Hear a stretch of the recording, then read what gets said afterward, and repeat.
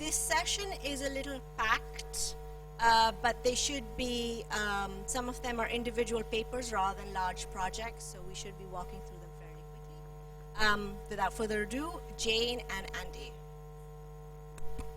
Thank you, Madiha. Our presentation is on education attainment, childbirth outcomes at work among young women in Sub-Saharan Africa, evidence from the Demographic and Health Survey. Andy will be doing the main presentation, but just to introduce, we are carrying out this work in 6 African countries. Okay.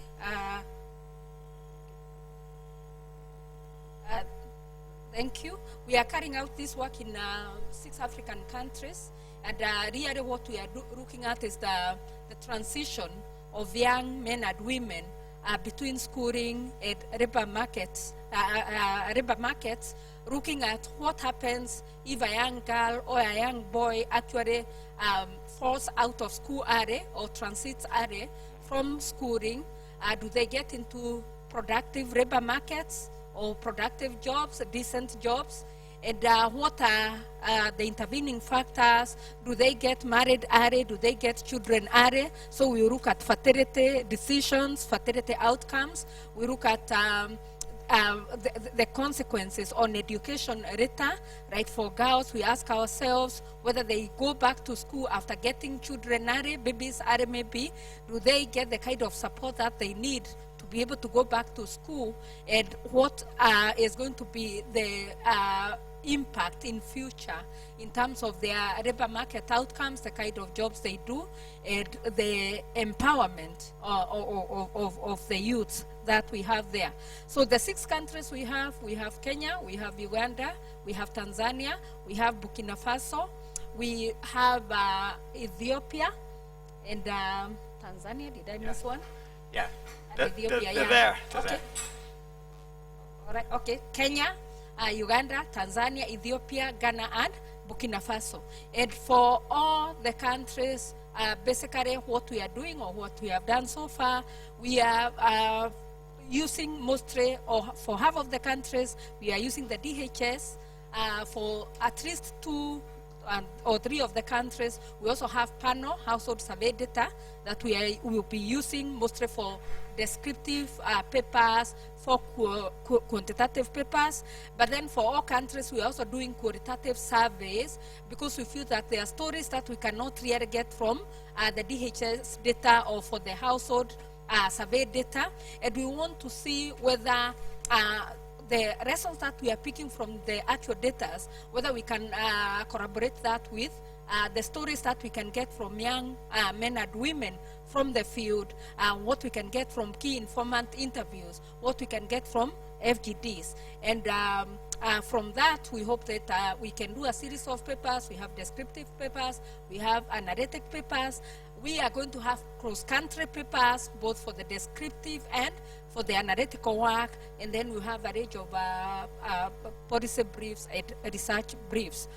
So with that, I will let Ade go on to the main presentation.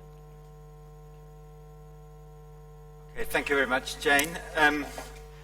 Compared to what we had this morning, this is really quite simple and really quite descriptive.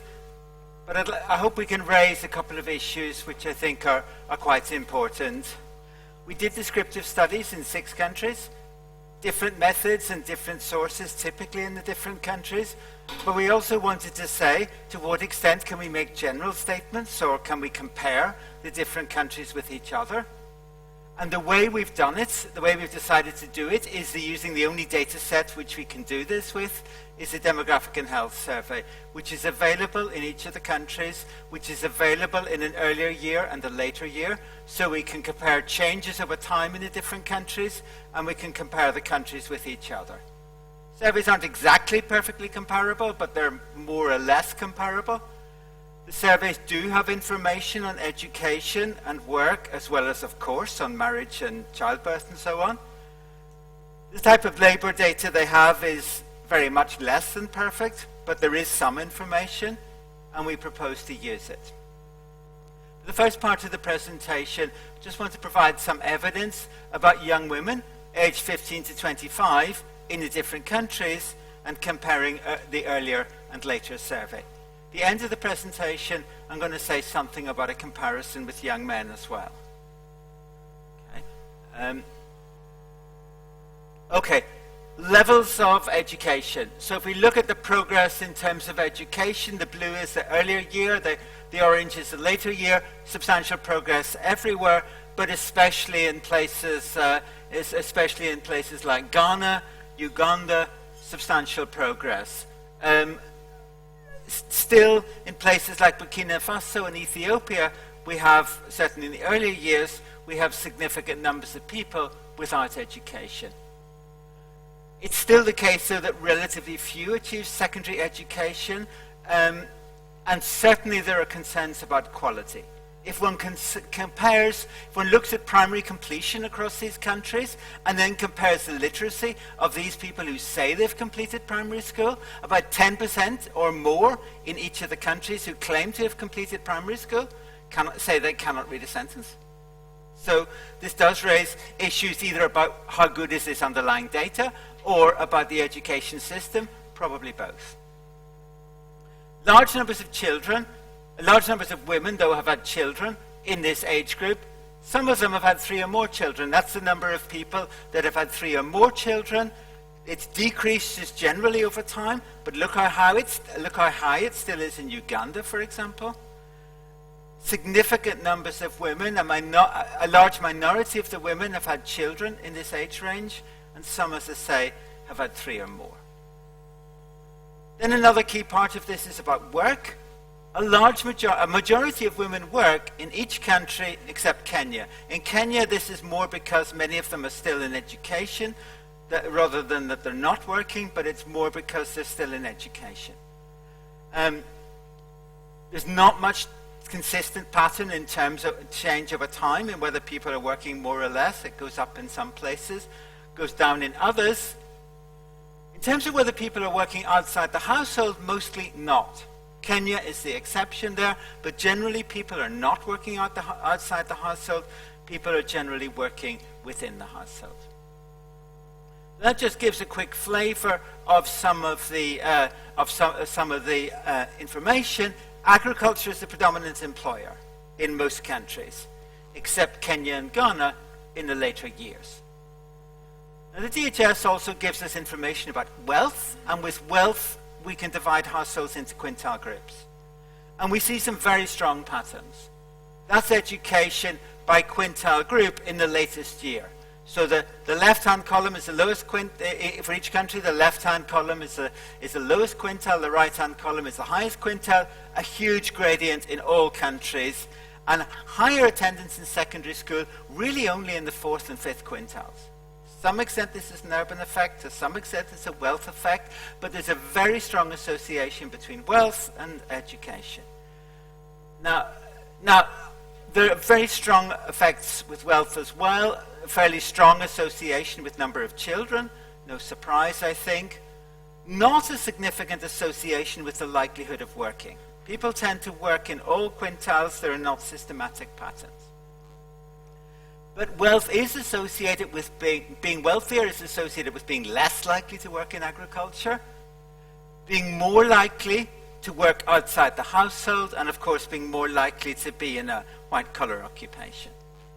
But these jobs outside the household, we should not assume that these wage jobs are good quality jobs. The vast majority of them are actually not good quality jobs. And this I think is a serious issue. The idea that wage work is better work, I think, is something that needs to be challenged. There are, of course, very good wage jobs, but this relates to the ILO focus on how they define vulnerable employment. I think for many women, working in a self-employment activity might be preferable to some of the wage work that some of them do. For sure, there's a very strong correlation of wealth of the household with education, with lower fertility, and with the type of work. Then, of course, how these things are related to each other, again, still descriptive. There's a very strong correlation of education with having a white-collar job, a negative correlation with agriculture, a positive correlation with working outside the household. So the right bar in each case is the highest level of education. It's really only when people get completed secondary education that many of them get access to these wage jobs. And some of these people with completed secondary education are still doing quite poor quality jobs. This, I think, is really quite an important issue. Education is also strongly associated with the likelihood of having children. We can see that clearly there. The red one is the complete secondary, the blue one is no education, a very clear association, a very clear link. There's also, it's fairly clear that, it's fairly clear, I think, that being able to stay in education enables people to, enables young women to make other choices in terms of work, in terms of children, and so on. But the quality of education, I think, is a serious concern. The quality of education, I think, is a serious concern. What are the reasons that why these young women are leaving school? Is it to get married? Is it, from some of our qualitative evidence, there's suggestions that that many young women see what they need to do as young women to fulfill their role is to have children, and to have children at an early age. We have evidence of that from Tanzania, for example. But of course, people may be leaving school just because of the lack of quality or the poor quality of the school. That was all about young women. But we've also, the DHS also collects some information on men. The samples on men are smaller. The information is not quite the same. But all this core information is here for men as well. And so this is something we've only started to work on in the last week, so this is extremely initial, but we're trying to compare men and women in terms of two key outcomes: having some secondary education and having a better quality job, a white-collar job. And then we've tried to model that as a function of characteristics: wealth, location, age, being married and having children, even though, of course, those things are hugely endogenous. These things, of course, are very strongly correlated with each other. I've said that already. The better quality job is associated with. Now, we've got a number of tables like this, which have got more numbers in them than you can possibly take in. But the point is, the outcomes for men are typically significantly better. There have been increases over the period, for sure. This is only being in secondary school. And I think we need to look at literacy as well as a sort of key outcome. And rather than go through all those tables, just to try and highlight some of the messages, there are important differences between men and women in terms of their educational attainment. In terms of age of marriage, women marry young. Men typically marry significantly later. And that's another important point of difference. Differences in terms of jobs are not quite, if one looks at the white-collar jobs, these are people that have got to a certain level of education. These are already people that are better off. The gender differences are less important at that level. The gender differences are almost certainly much more significant at lower level. Marriage, and if one models the impact, the determinants, or the correlates rather, of educational outcomes, marriage and having young children in the household have huge negative impacts on women. They typically don't for men. So some tentative conclusions. For sure, enrollment is increasing over this period, typically 20 years, sometimes 10 years, but typically over 20 years. Still limited at the secondary level. There's progress, for sure. It's certain that leaving school, in most cases, in the vast majority of cases, leaving school early for women is strongly associated with earlier marriage, earlier childbirth, poorer quality jobs. No surprise, but that's very strong from the data. And the disadvantage for school enrollment of marriage and children, the impact of that regression coefficient, that doesn't seem to be changing over time.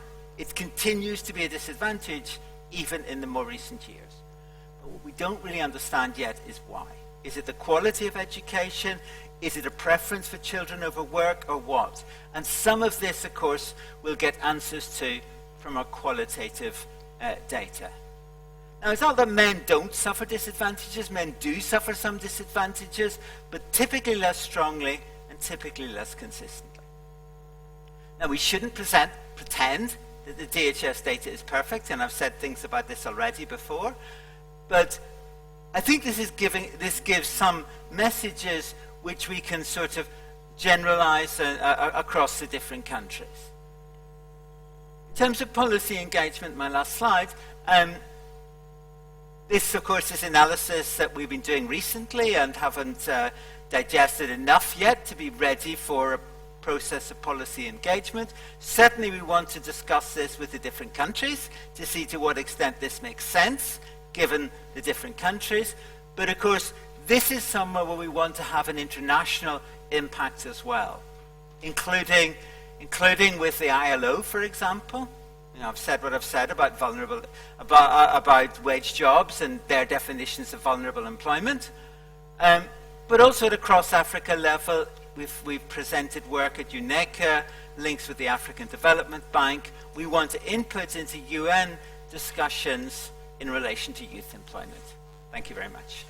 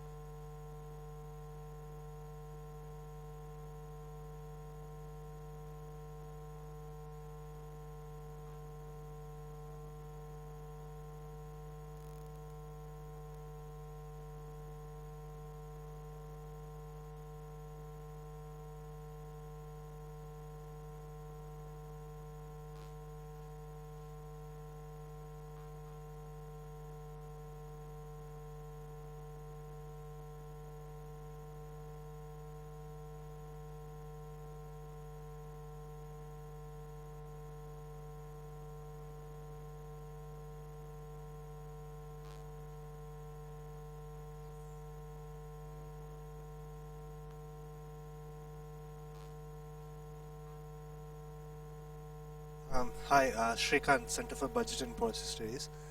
I don't know how you're doing your estimation strategy to understand the link between child birth outcome and education attainment, but what I see there is a possibility of endogeneity problem, because you never know which decision came first, so you have to be careful about that. Just raising that issue.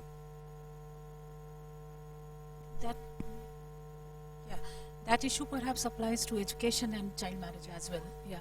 So another thing that I would like to know if you also looked at, if I could have missed it, wealth quintile and early marriage. And why I say that, recently we concluded a study on child marriage in India, and what we found that at an aggregate level, we see that, okay, lower wealth quintile has higher incidence. But when we went to high incidence districts, so the districts which had the highest incidence in India actually did not show that. We actually found that some of the districts, the correlation was with high wealth quintile, had the highest incidence. So the social norm of child marriage is perhaps much more critical than the SES, socioeconomic. So would like to know whether you looked at that.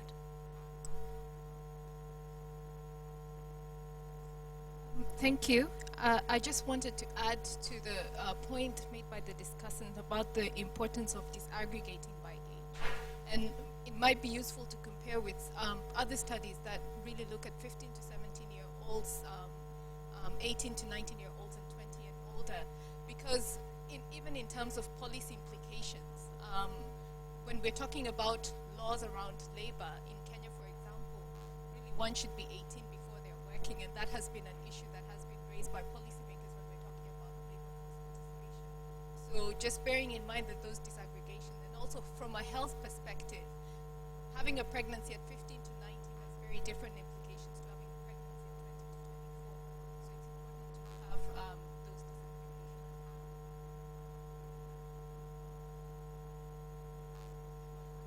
Twice, and then we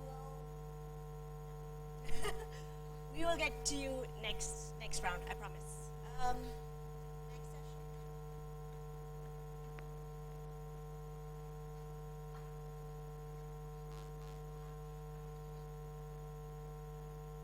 Thank you very much. My name is William, and I'm here with Servaas. I'm from Ghana, and he's from Cote d'Ivoire. The project is about women economic empowerment in extractives. And this is a project that we actually started this year. So what we've done is to look through the literature and then do some secondary data analysis. So we are here to go to the field to pick out issues on the field. So I will skip most of the stuff so that at least we are able to save time. Now, in this project, we try to look at women economic empowerment from the lenses of education, employment, and earnings. So these are the three things that we are looking at from here. And of course, in employment, we are not just looking at working, but also the quality of work as well. Now, the issue here is that the two countries have experienced quite interesting growth pattern, especially over the past 4 years when Cote d'Ivoire came out of the conflict. And this growth has actually been driven by other sectors, particularly extractives. And if growth is going to be inclusive, then everybody is supposed to participate. So if women are going to benefit from the impressive growth performance of the two countries, then the source of growth is very important, and as to whether women are actually participating in the growth process is also quite important. So our concern is to examine economic empowerment from extractive growth-driven economy of Ghana and Cote d'Ivoire. So we look at the extent to which women participation has been in extractive gender earning differences, and then we want to find out whether these differences smack of some element of discrimination. So that is what we are looking at. Now, we are looking at two countries, Ghana and Cote d'Ivoire. Now, these two countries share common border in the west coast of Africa. So we have similarities, and then we have some clear differences. One, we are all members of the West African bloc, which is ECOWAS, and then all the countries have resources. We have minerals, we have gold and other stuff, and of course we have oil. Of course, Cote d'Ivoire has been extracting oil far longer than what Ghana has. And then the culture too is the same. You get to know that some people in Cote d'Ivoire are Ghanaians, and some Ghanaians are also in Cote d'Ivoire, so it's like the same kind of people. But the differences are history and colonization. Official language, Ghana speaks English, Cote d'Ivoire French. And then stability, Ghana, and then some kind of conflict in Cote d'Ivoire. And then Cote d'Ivoire is a member of UEMOA. When we break the ECOWAS into two, then Ghana, a member of West African Monetary Zone. So these are the differences and similarities. Now, methodology that we are adopting for this project is a mixed one, both quantitative and qualitative. And the data will be from national accounts, because we are talking about growth, and then secondary data sources, National Representative Household Survey, and then we also look at fieldwork, primary survey. Now, in this presentation, we are going to focus more on the analysis that we've done using the secondary data. And we are going to present some descriptives and some bit of quantitative stuff. So some descriptive. Now we talk about growth and how growth will benefit. So these are the two countries. We have Cote d'Ivoire on the left-hand side with Ghana being part of it. So if you look at it, Ghana is the red one. So that has been the growth pattern, and then Cote d'Ivoire is the black one. So you see that Cote d'Ivoire, because of the war, they were quite below that of Ghana. And after the war, now they've shot up above Ghana. Now somebody will ask, why do we have this high growth in 2011? That is when Ghana started the production of oil. So that is why we had growth moving to 14%. So the left one is also Ghana. And of course, Sub-Saharan Africa too is also there. And then we have extractives. So this has been the pattern of growth for Cote d'Ivoire. It has been quite unstable. And then these are the share of extractives in GDP. Now this is also for Ghana. If I explain that of Ghana, we have a drop in 2006, because in 2006 Ghana did a rebase of the national accounts. So that one is based on different year. And then in 2011 we had a share shooting up, because that was when gas and oil entered the national accounts. That is why we have that. Then we come to the labor market, at least trying to find out representation of females and male in the labor market. So this one is female to male relative labor participation rate, employment population rate, and then unemployment rate. So if you sum it up, you realize that whilst females are underrepresented in terms of participation, employment population ratio is also in favor of men. When it comes to unemployment in both countries, the rate is higher among females than males. So on the side of employment and participation, men are better than females. On the part of unemployment, it is the other way round. So women and men in bracket, because we can't talk about women without talking about men. So women and men in extractives. Now, if you look at extractives in Ghana, total employment in extractive is about 1.6%. So that's about 200,000. But in Cote d'Ivoire, it's about 0.2%. So if you take total employment in Cote d'Ivoire, extractive account for 0.2%, less than 1%. In Ghana is 1.6%. Then we have low female representation compared to that of males. And the gender composition is also skewed in favor of men. So this shows you the composition. So you look at Cote d'Ivoire in 2015, if you take all workers in mining, we have 35% being females and only 65% being males. In Ghana, 2013, 18% female, and then the 81% male. So that shows how it is skewed in favor of men in terms of participation in employment. Now, this is earnings, average hourly earnings of both male and female. And of course, if you look at it in relation to that of male, if it is less than 100, it means that the earnings are lower for females than males. And if you look at both countries, that is what you find. So it means that earnings are lower for female than male. For instance, in Ghana in 2013, you have females' average earnings accounting for about 78% of that of their male counterpart. And in Cote d'Ivoire, you also find it to be just about 12%. So that shows that earnings in favor of men. And this also talks about education, because education is also important. Now, if you look at proportion of females and males with secondary school or above, we realize that it is also in favor of males. So the blue one is for males, and then the red one is for females. So if you take 2000 and, for Cote d'Ivoire, the blue one is for females. So 20% of women in extractive have secondary school education or above, compared to 50% for males. In Ghana, we have 5% for females and then 21% for males. So you see that education attainment in extractive is also in favor of male. So we try to look at some element of quantitative analysis. So we apply simple OLS regression of earnings, and then we also look at OAHACA decomposition to see where the differences are coming from.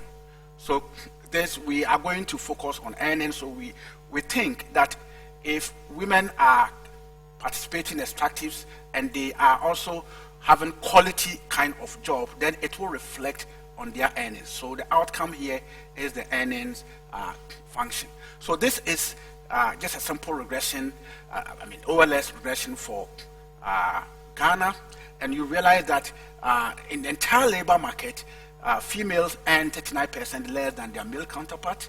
And if you interact females and mining, you have about 17%. So it would be 17%, earnings is 17% for females in mining, less than their male counterpart. And if you also look at extractives, you realize that it is the highest earning sector in the entire labor market. Similar results is also found in Cote d'Ivoire. In Cote d'Ivoire, in the entire labor market, 32% less for females compared to their male counterpart. And then we look at the OAHACA decomposition for the entire labor market. And then we realize for Ghana that the earning differences that we have, we can explain 1.92% from the observable characteristics. And this is it, even though it's not significant, but it says something. And then about 98% of the differences in earnings cannot be explained from the data. Now we go to Cote d'Ivoire. We have the explained being about 2.2%, and then the remaining will be unexplained. Then we restrict, so this is what I have said, this is the explanation of the results. Then we restrict the analysis to the extractives. So we go into the extractives, then we find out the earning differences between male and female. So in Ghana, females earn 49, about 50% less than their male counterparts. And then when and of course we've controlled for everything, we look at how education also works here. So when we interact females with education, we also realize that in all, especially let me come to the tertiary, you see that females with tertiary education earn about 76% less than their male counterpart. That is what the data tells us. And we have similar results in Cote d'Ivoire. I'm sorry, they are in French. So I can't explain what they are when it comes to the French. Cote d'Ivoire will help me. And this is the OAHACA decomposition for Ghana. And of course, from interaction, the results are not too different. We come to the OAHACA decomposition, we realize that earning differences we can explain 24%. So 24% can be attributable to all these factors like hours of work, whether the work is formal, age, work experience, education, job position, and so on. We can explain that one by 24%. However, 76% cannot be explained. This is what in labor economics we call it wage remnant. It cannot be explained. Similarly, we have 20% of any differences in Cote d'Ivoire in extractive explained, but 79% cannot be explained. So then this will lead us to the field, because the unexplained variation could come from so many factors: cultural norms, regulations. So this is the analysis. So the second part of our work is to go to the field, conduct survey, and of course we are going to look at focus group discussions, key informant interviews. We are going to interview policymakers. We are also going to interview women workers in extractives. Of course, we will not forget about the men, because if we only focus on women, we may be biased. We just have to also look at the lens of that of men, and then find out what they think about women, how women are faring in that.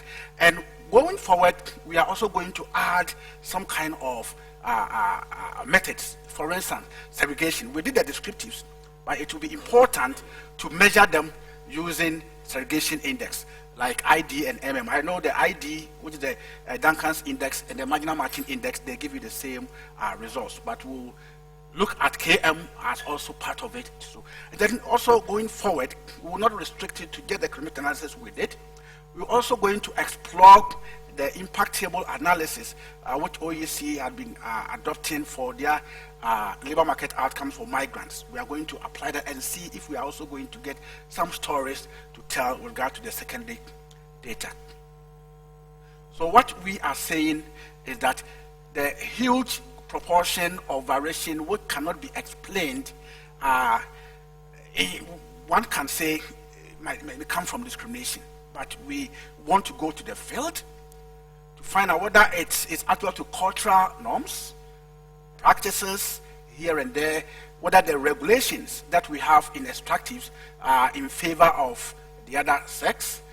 So trying to uncover this, we are going to look at the primary sources, and when we meet maybe some other time, we'll be able to look at case studies to be able to explain what the secondary data could not tell us. And that will then inform us as to what kind of recommendation we are going to give to policymakers, because we are going to interview them, employers, those who are engaged in extractives, to be able to bridge the gap between male and female in extractives. I hope I've been able to work within time. Thank you.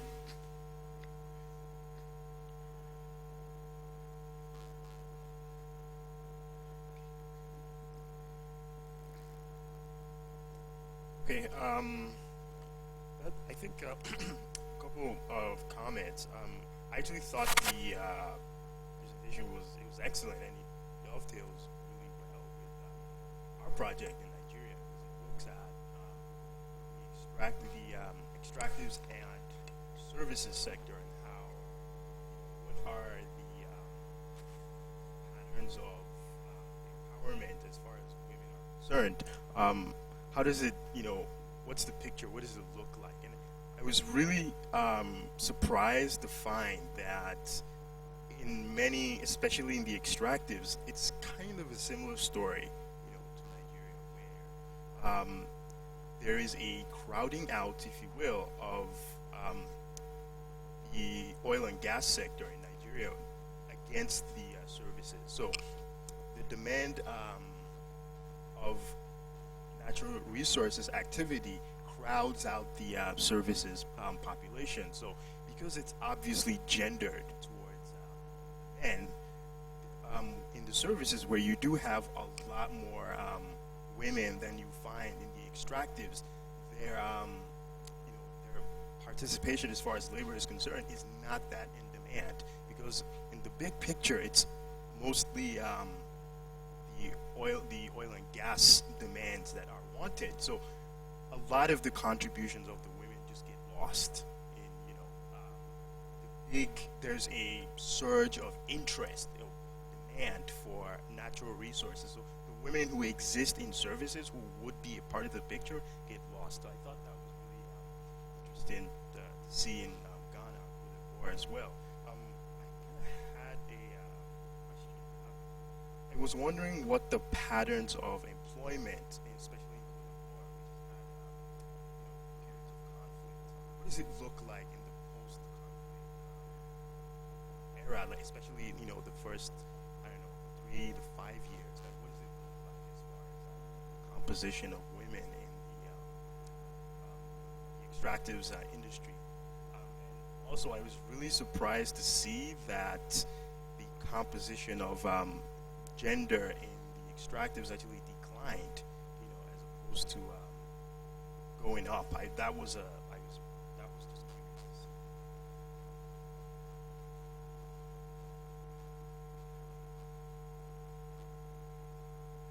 I had a couple of comments on this, but maybe let me just mention one, but one which I think is central to this, and it's about the type of activities men and women are doing here. It's not that women are not in the extractive sector; they are, but they're doing different things. They're doing very different things. And you had a slide where you put up where you showed the types of activities men and women do. Women are doing quarrying. Women are doing charcoal. Women are doing sand. Women are doing low-skilled, low return activities. The oil sectors, the ones that have high returns, the diamonds and so on, are predominantly male. That's what you have to explain. I think what you have to explain is the gender patterns of what people are doing. And, maybe there's a story of discrimination or something underlying that, but I think that's the key thing to be explained here.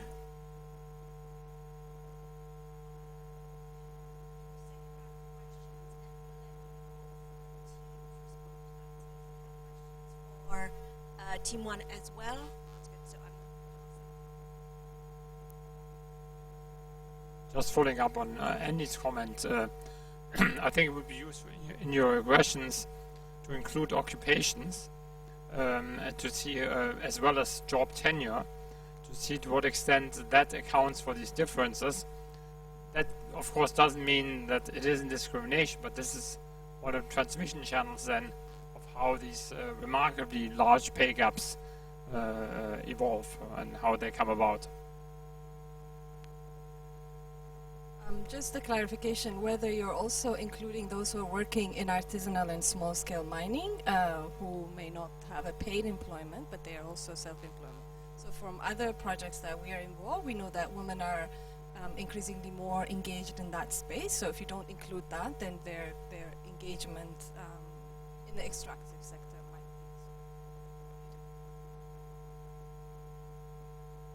be. All of these comments I agree, Andy's great too, but for me, I'm looking at these numbers, and you get 1% participation rate from in your data set, you say for women, in mining in Ghana, and 0.2% in Côte d'Ivoire, and you have a data set with 10,000 observations. So the first thing I would ask you is, how many of them in these 10,000 do you have actually in the extractive industry? So when you go and run that regressions, what the hell does that mean? There's a cell of what? 25 individuals? So my eyes are glazing over. I'm like, wow, no wonder why these things are all over the place. And of course, if that's true, I don't know, then you have to take into account whether it's just over time, if you're thinking Ghana is increasingly nature, you're going to have, they have a different production function. All of this is going to create changes. So give me more information, much more detailed before you ever dare doing a blinder. That's what I would do. Otherwise, it's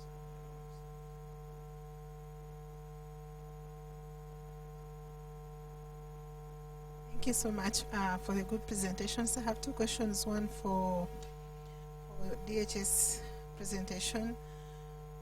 I was just wondering what you've presented on the correlation between highly educated women and staying in poor work, in poor jobs. Is it because the jobs are not available? I know probably the DHS doesn't say this, but maybe it would be interesting to say why.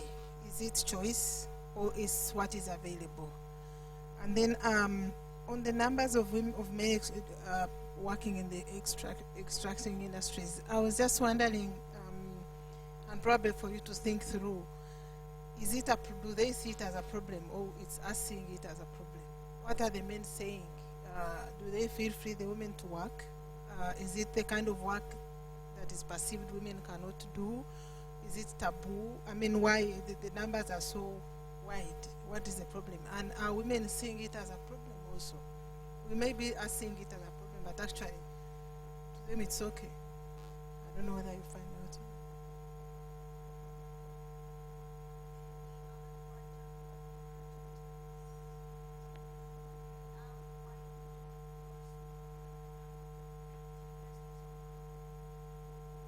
Thank you. Comments are quite useful. I will start with you. For that one, we'll be able to find that one when we go to the field. But for Ghana, when we had our evaluation workshop, a lady from the mines who told us that sometimes there's that kind of patriarchy behavior of that of men, because there's some activity in the large mining companies where a woman who was driving those big cars is always trying a bullet. And he said, well, sometimes when he's meeting the men, they tell him that, well, this is not your job. If you don't take care, we'll kill you, just to frighten him here and there. And that is something that he said, but we need to go to the field and get more evidence from that perspective.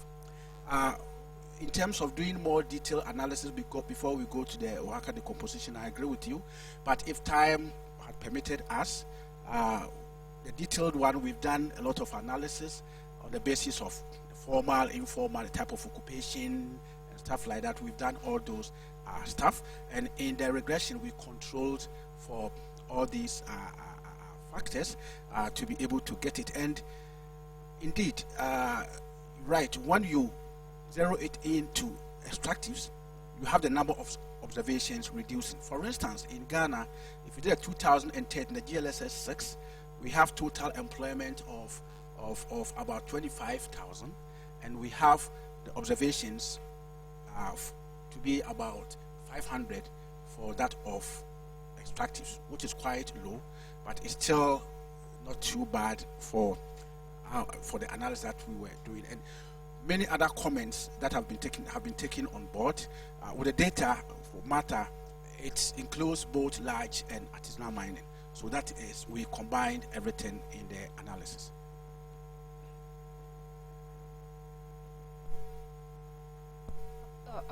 Okay, thank you. I'll be quick, then I'll give over to Ade. I think from the discussants, there were mostly suggestions on how we can improve on the work. But just to say that most of the issues, as we said, this is very... Okay, this is very preliminary work for what we have presented, but as I said, we've already done this for individual countries because this one we were bringing together. But most of these things we've taken into account. For instance, when we are talking about working, for instance, outside the household, we are looking at various things. For instance, who is just working, who is working and also in school, who is in school and not working. We have all those interrelationships that we are looking at. For the multivariate analysis, it's partially done even for this paper, but it's been done for the country papers, because I know that was another suggestion. On the heterogeneity issues, actually there's a lot of interactions between the variables that we have here, whether it's education, age at marriage, age at first birth, entry into the labor market, whether one is participating or not. And again, we are investigating that using a range of methods, instrumental variable methods, control function approach, and that has been addressed fairly for the country level studies. But again, for the for the cross country, that's yet to be done. But we have that in mind. On the issue of wealth, quintiles, and what we find, the interaction with the early marriage, what we are finding actually, especially for the poor or the very low income quintiles, is that the women here actually are having what we call the double disadvantage, because you find that those women who have low levels of education, maybe not attending school at all, or dropping out of school, low education attainment, and then from there then they end up in either unpaid work or what we call unproductive unemployment. Some of them would then end up having babies at very early ages or marrying very early. And then finally, I think there was the issue of the disaggregation by age. And actually for the descriptive papers, we were concentrating on kind of three age cohorts. We have the 6 to 12-year-olds, we have the 13 to 18-year-olds, and then we have the 19 to 24-year-olds, and we are telling different stories. So that's all taken care. Jane answered many of the questions, so I'll just add one or two things. In this DHS analysis, we have done it for different age groups, but what we wanted to show was something which was comparable across the countries, and for that reason we chose to present it for that single age group. It's still valid to compare educational attainment across the countries and over time, even if some of these people couldn't have completed secondary school, because it's the same thing everywhere and it's the same thing over time. Of course, we recognize that 15-year-olds haven't completed secondary school. Of course, we need to analyze a lot of these things, and that's what we're doing, as Jane says, in the country studies, and we'll try and do something with the DHS data. In a way, this is a bit exploratory to see what we think we can legitimately say with this data. This data has got its problems, as well as it does give us comparability, but it also has got its issues, and that's partly what we were trying to explore. But this was a very preliminary descriptive study, which we've only done in the last weeks after we had a workshop in September. But thank you for your comments and thank you for suggestions. Okay, thanks for your comments. I want to react on 2 points. First, concerning the ratio of 0.2 of people of people working in the mining in the extractive industry. This figure is taken from national account data, and in the field there are many informal mining activities, and these informal activities are not well recorded. So in the official data you can't find all the person engaged in the mining activities. That's why we are only 0.2 person working in the extractive industry. When we take official statistics, people working in oil and gas and in international company working and dealing with mining activities, data are well recorded. A part of that, data on formal activities are not well recorded, and this is a challenge, a big challenge.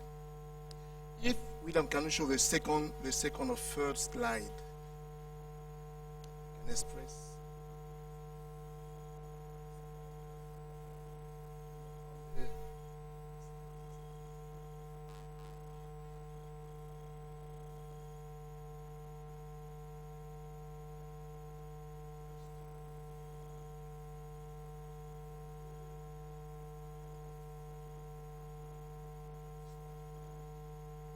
Yes, this one.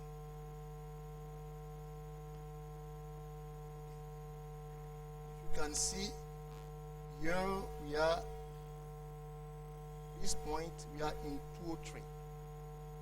War began, the rebel, the attack, the coup d'etat took place in 2002. And from September 2002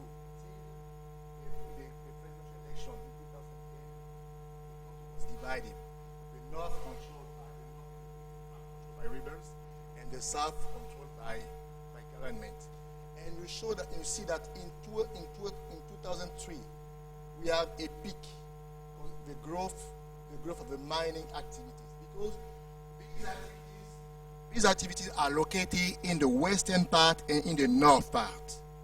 No. So we have, and the activities of the other side, of the north and the south, the western part, controlled by rebels, were not well recorded. And if you see in 2011, we have another peak. The president's election has been taken place in 2010. From December 2010 to April 2011, there was conflict. And if you can see these two points before the change reflects instability period.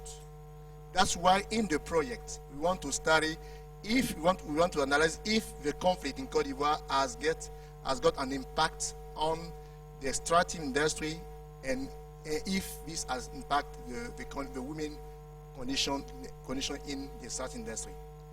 That's why I'm saying that the 0.2 is national account data, but in the ground, the reality is bigger than that. And concerning we speak about the number of individuals in the data set used.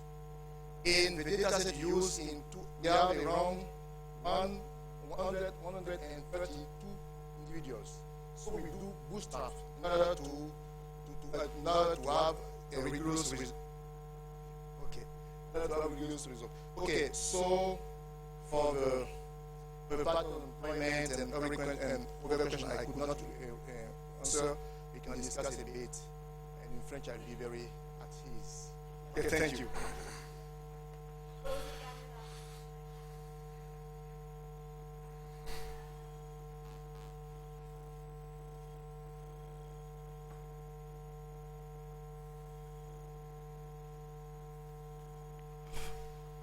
Hello, is this? You guys hear me great? Where's the pointer? Thank you. Thank you, ladies and gentlemen. My name is Berg, and I am here on behalf of a large group of researchers. You see the 10 names on the slide there. We're all researchers based at RECEP, which is a research group. The abbreviation stands for Research in Socio-Economic Policy, which is based at the Economics Department in Stellenbosch University. And as part of this project, we did several, we completed several studies. So I agree with my discussant to focus on the first study, which is probably the one that's at a point at which it would benefit most from feedback. The analysis is done, but it's not quite complete yet. And then I've got the enviable task of trying to give you a glimpse of the other research activities that we're busy with, that we've completed, or that we're busy with. Just to give you a sense of what we do, to make sure that if there are collaborative opportunities or complementarities in the research that you're aware of what we do. Okay, so the first paper that I'm going to talk about is the determinants of female informal sector employment. All of these papers pertain to South Africa. So by developing country norms, South Africa has a relatively small informal sector, about 15% of people who work, and high open unemployment, between 25 and 35% of the labour force, depending on which definition you use. For me, people who work in South Africa think 35% is a more accurate reflection of unemployment in South Africa. And of course, this is a very policy-relevant question. Why is the informal sector so small? Why is it not acting as this employer of last resort in the way that it does in many other countries? And several papers have tried to answer that question in various different ways. Most find some evidence, although the evidence is a little bit mixed, that the informal sector is possibly small due to barriers to entry. But all of these papers treat the informal sector as this one homogeneous sector. And we know from studies in other countries that it's often useful to acknowledge that actually the informal sector entails a range of activities, and the most common way to do that is to split the informal sector into a lower tier and an upper tier, where the upper tier is sometimes known as growth-oriented micro-enterprises or gazelles. And that's the part of the informal sector that occurs due to informalization of previously formal sector activities, opportunities not available in the formal sector, or a desire to avoid regulations on the one hand, and then on the other, there's the lower tier, or the survivalist tier, where if you listen to the fields and some of the other authors that have worked on this, that's the sector where desperate workers are all sort of crowding into this already congested part of the labour market. Wages are low, working conditions are often very unpleasant, and in South Africa we think often dangerous. And the benefit of what we do, I think, is firstly, the gender dimension of informal sector activities in South Africa is often been ignored because there are more or less the same number of women and men in the informal sector. But we think that neglects the gender dimension of selection into the different tiers of the informal sector. So that's the first thing. And then secondly, presumably the constraints and incentives to enter the informal sector wouldn't necessarily be the same for the upper and lower tiers. So answering the question of why is the informal sector so low may be kind of an ill-posed question. So what we do is we use 6 ways of statistics South Africa's labour force surveys. That's a late rotating panel collected between 2001 and 2003, and we use statistics South Africa's enterprise definition of informality. And then we do a couple of things. Firstly, we use a cluster analysis to identify lower and upper tiers of the informal sector. Then we investigate the gender composition of these different tiers. Then we estimate, I won't spend a lot of time on this, but we then estimate transitions between non-employment, formal sector employment, and employment either of the informal sector tiers. And then we use a bunch of regressions to try to identify the correlates of moving from non-employment into either of these informal sector tiers to understand the incentives and constraints to entering these tiers. Okay, so in order to identify people who work in the upper and the lower tier, well, previous studies have often used thresholds for earnings or the capital stock of the firm, which is maybe that works fine, but obviously these thresholds are a little bit arbitrary, so we've decided to go down a different route. We've used a cluster analysis, and specifically the K median spot partitioning method, which is an algorithm that tries to cluster the data into K different groups so that similarity within groups are maximized and dissimilarity between groups is also maximized. We use the GrOW distance measure to identify workers that are similar in terms of a bunch of occupational attributes rather than individual attributes, because we want to save these individual attributes to use them as predictors for entry into the different sectors. So we use firm size, industry, occupation, that registration, wages, hours worked, things like that. Then we use the Klasen and Servaas criterion, which is we should be using 15 clusters, and then we arrive to, you can't really see this, and we don't have a lot of time to discuss this, but we basically, the first 5 clusters here seem like typically lower tier clusters. Wages are low, firms are very small, often one-person firms, contracts are more or less non-existent. A lot of workers complain that they like to work more hours and that they're unhappy with their working conditions. And then cluster 6 is dominated by agriculture.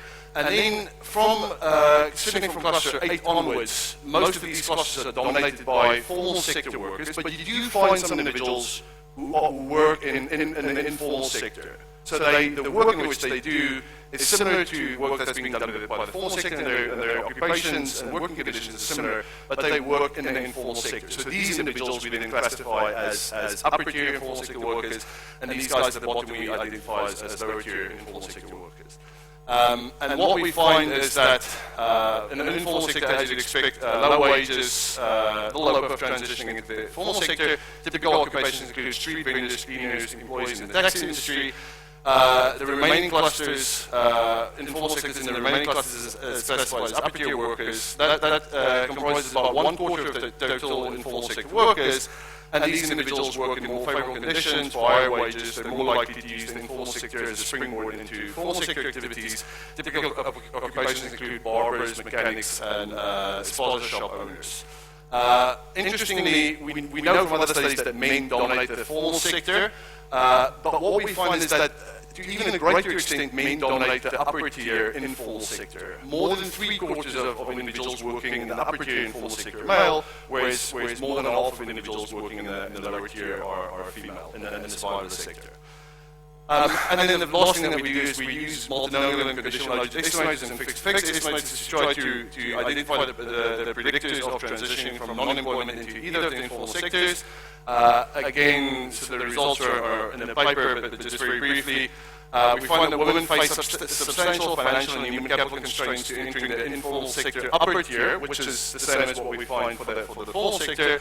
Those women who enter the survivalist tier of the informal sector are usually those with few years of schooling from the most disadvantaged race groups who experience a high level of household responsibility but low levels of household income. So it really seems this combination of desperation to secure income sources where now those sources are available, but the inability to access either the upper tier informal sector or the formal sector, those are individuals who end up in the survivalist informal sector. Whereas for males, we find these constraints are certainly much weaker. We find no significant effect of income, human capital, or household constraints in their probability of entering the upper tier informal sector. Right, so that's the first paper, and now I'm going to fly through in the remaining 5 minutes through the remaining 6 projects. All right, so the second study that we looked at is trying to identify non-financial constraints to job search. Right, so many studies find that females in South Africa are financially constrained from efficiently looking for work. We used a tiny survey to identify some other constraints, and we find that women are much less likely in the previous stage of actively looking for work than the male counterparts.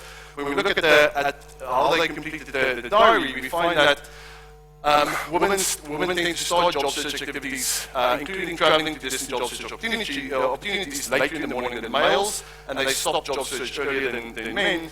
And we kind of explore various explanations, including safety concerns, but I think the most plausible explanation, or the one that we can find most support for, seems to be that they're constrained by household responsibility. So these discrepancies, gender discrepancies in job search activities coincide in time with a spike in household activities around the beginning of the working and the school day, between 7 o'clock and 9 o'clock.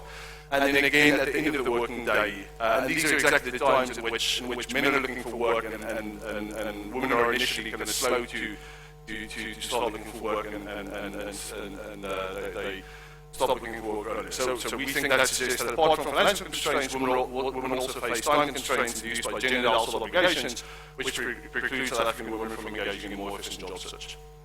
Right. The third paper looks at the 10-year experience profiles for different demographic groups in South Africa.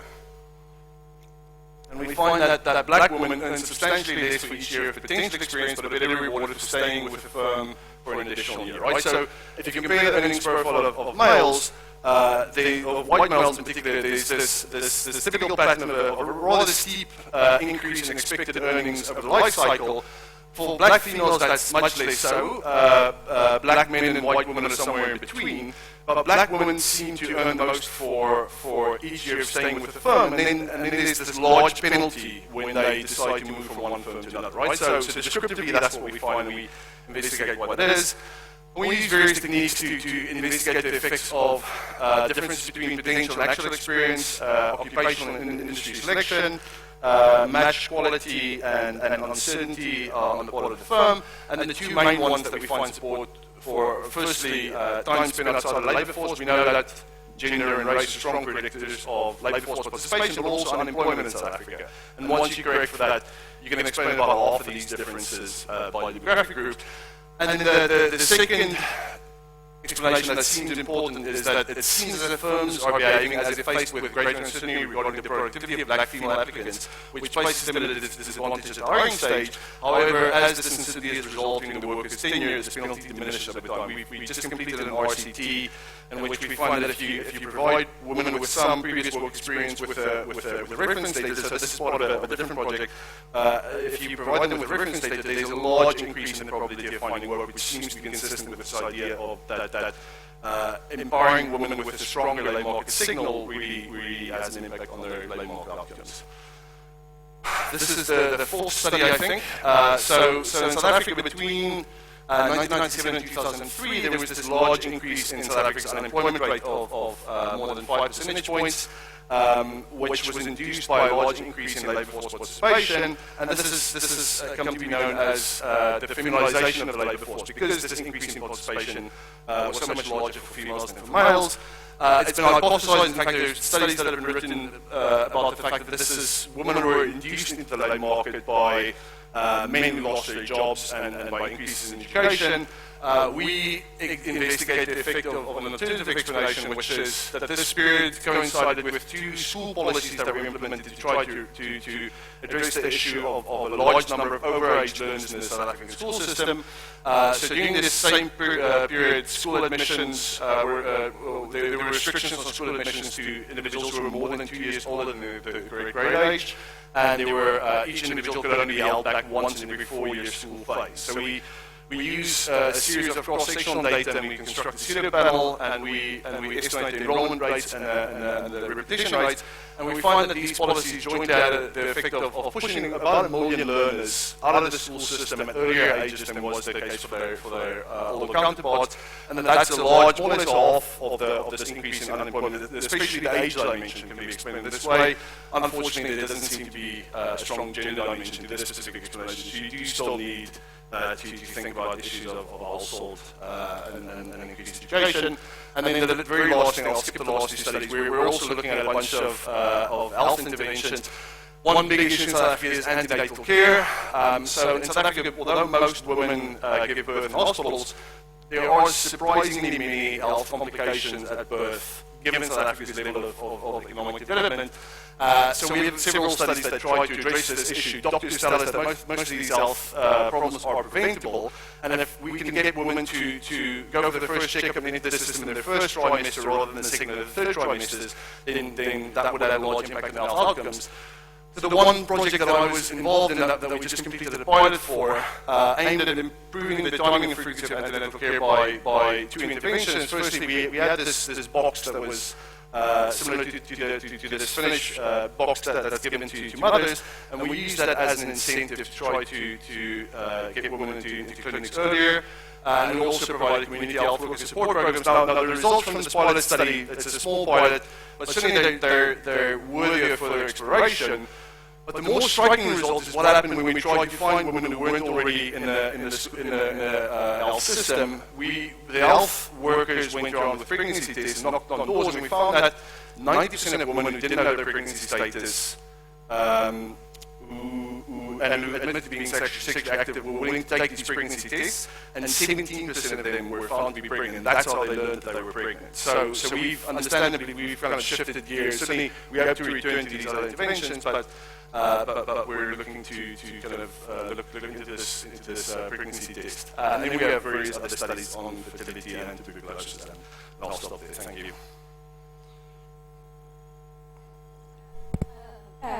Thank you, Bala, for that presentation. As you've seen, he's talking about so many papers, so because I couldn't follow the slides, I asked for the first paper.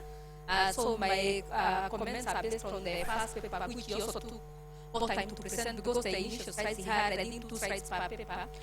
So the first paper is here focusing on the transition of workers between non-employment, informal sector employment, to micro enterprises, and then employment in the formal sector, though in between there's what he's calling the survival of this farm.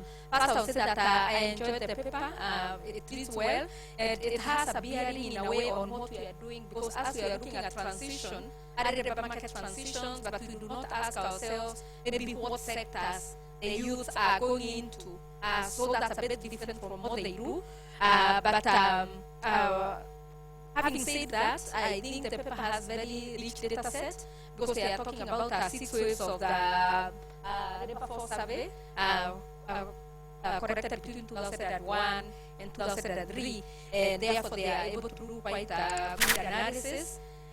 But the general finding, which again is close to what we are finding in our 6 African countries, is that women seem to be disadvantaged. They tend to work in the lower tier labor markets, And actually, you are showing that about half as much women as men are in the higher, and you pick the predisposing factors to be raw education or raw human capital, which you also find disadvantaged groups more likely to be in the raw time categories. And then, of course, there are financial barriers, or the low income groups are the ones who are likely to be disadvantaged. So maybe a few suggestions. Looking at your one of the tables you have statistics in table 3 in that paper, and you are talking about job satisfaction, and I wondered why you seem to have real high job satisfaction. For instance, you are showing that on average 90% of the workers seem to be very happy with their jobs, and I think this is something you need to look into, especially because it seems to be very high satisfaction in the domestic and agricultural work, about 90%, unless I misinterpreted it, and among the survivalist farms it was 76%. So you can imagine these are very low key jobs, yet people seem to be very satisfied with them. Then the second one, you have where you're looking at the characteristics of the survivalists, of the people who are working in different farms, whether they are micro enterprises and so forth. And I think that's the before. It will be important if you can look at the statistical significance of the differences in some of these characteristics, because except maybe gender and food satisfaction, variables such as education, household headship, household size don't seem really to be much different, and maybe these are some of the things you would expect to explain some of these differences. Then there is a table there where you are talking about transition between the survivalists and micro enterprises. And my question is, what story are we getting out of this? Survivalists seem to be more likely to transit into unemployment, whereas those in micro enterprises are likely to move to formal employment. And so the question is, from a policy perspective, what is the story? What would you be advising the Labour Minister, for instance, to do for these people? I think there's a story that needs to be told, and maybe I'll send you the comments, but maybe generally also, as you finish, you don't really go into the key messages and the policy stories, what the interventions that we can look at, and maybe most important, whether there are any causality issues, international issues, especially between some of the issues that we are talking about, for instance, men, household size, and getting married, and their probability of moving between sectors. But we're going to collect a round of questions, but after the next presentation.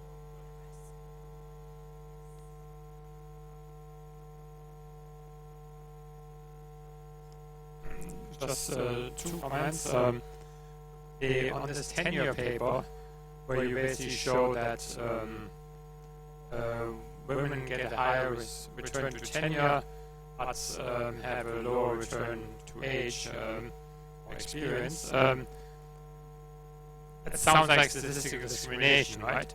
That basically employers are judging women based on sort of group averages, and as a result are treating them worse than males, but once they've gotten to know them, their type is revealed.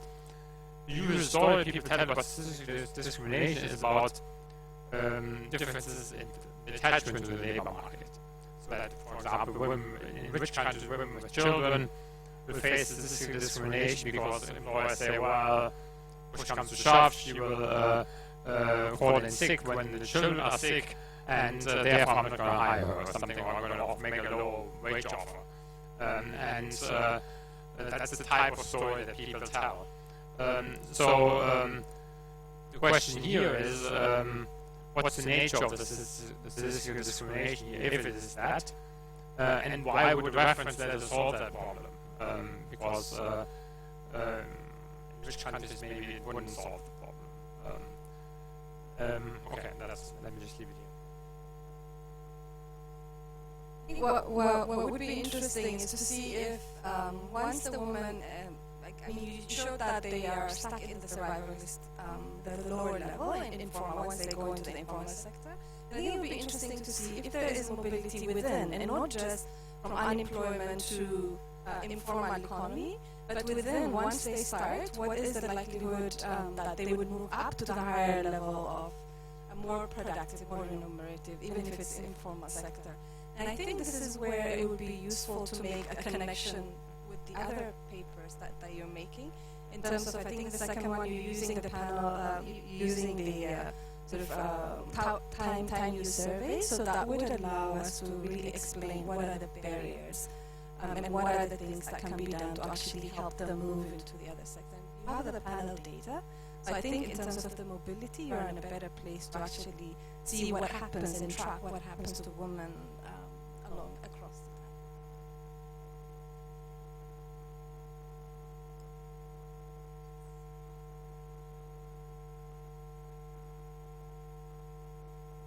the time. Yeah, interesting to see your K group cluster method. I don't know what the name was, but I was wondering, so you come up with 15 clusters, but that's for an analysis of data including formal sector workers. So why did you choose to include formal sector workers there if your ultimate goal is just to split up the informal sector?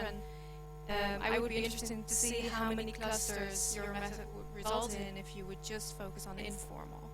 And then if it would suggest that there's actually 5 clusters, then why not just analyze those 5 segments of the informal sector rather than forcing it into 2?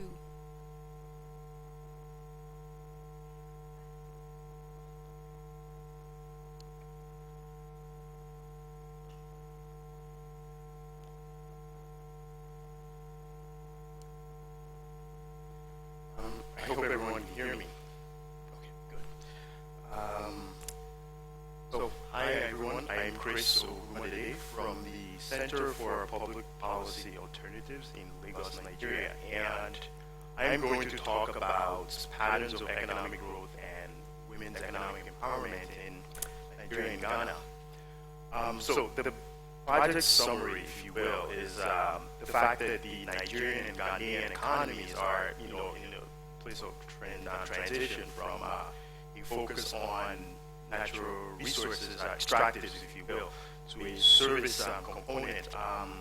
Once upon a time, the composition of Nigeria's GDP was almost 90% oil. This was in the 1980s, of course. Now it's gotten to a point where it's roughly 10%.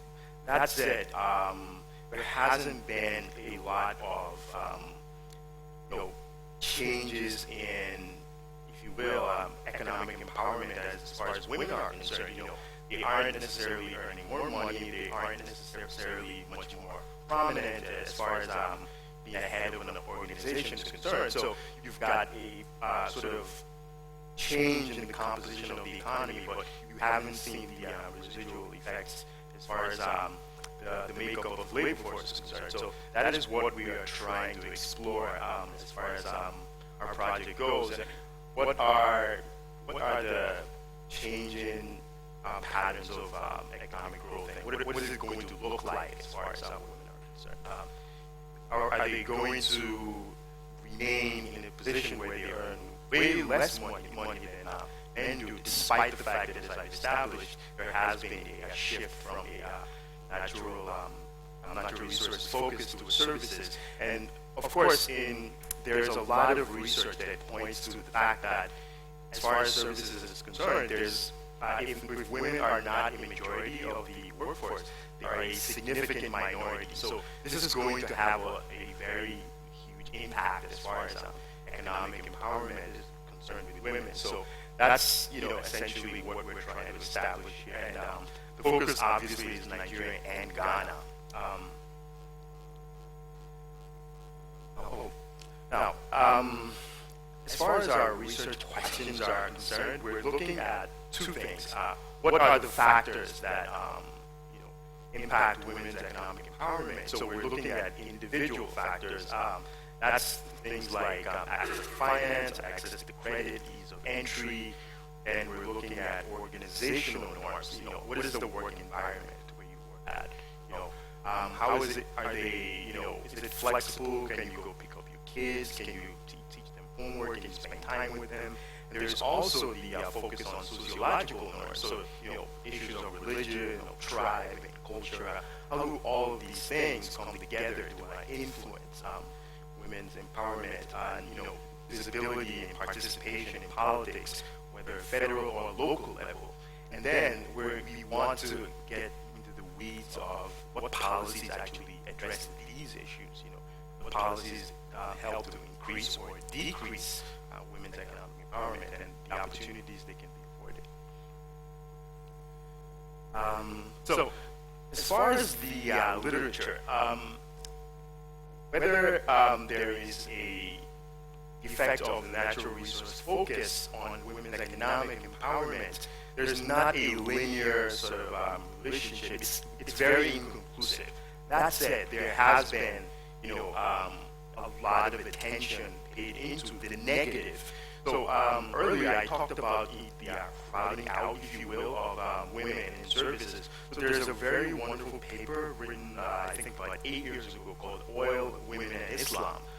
It talks about women in oil-rich countries and what is their status as part of the labor force. And it turns out, based on the evidence, that a lot of women are financially disempowered in oil-rich countries. So there is a sort of there's a correlation, if you will, with high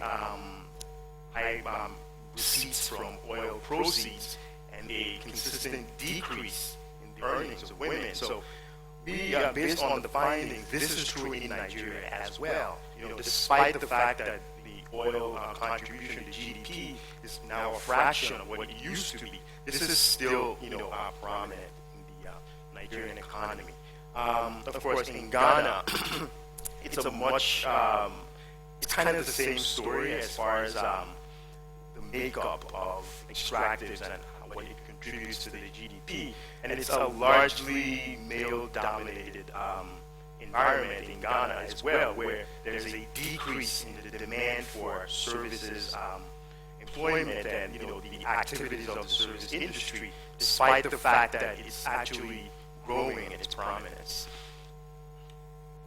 Now, as far as our methodology, it's a mixed method approach we're going to, you know, employ here. So it's going to be surveys, it's going to be interviews, focus group discussions, key informant interviews, and a lot of secondary data analysis. Now, the target for our population, for the in-depth interviews, will be a cross-section of women and men in both natural resources and services. Now, as far as the sample in Ghana, it's going to be 2,000 men and women.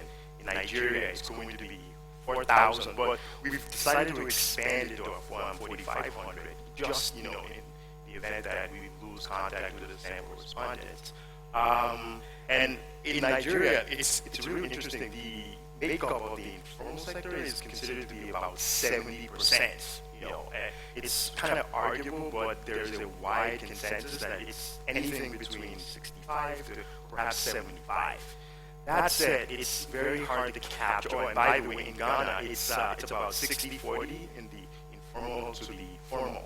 But it's really hard to capture, you know, the informality. It's really difficult to know who they are, where they're registered, because we define formality by registration. So in Nigeria, with the Corporate Affairs Commission and the equivalent in Ghana, that is our definition of formality.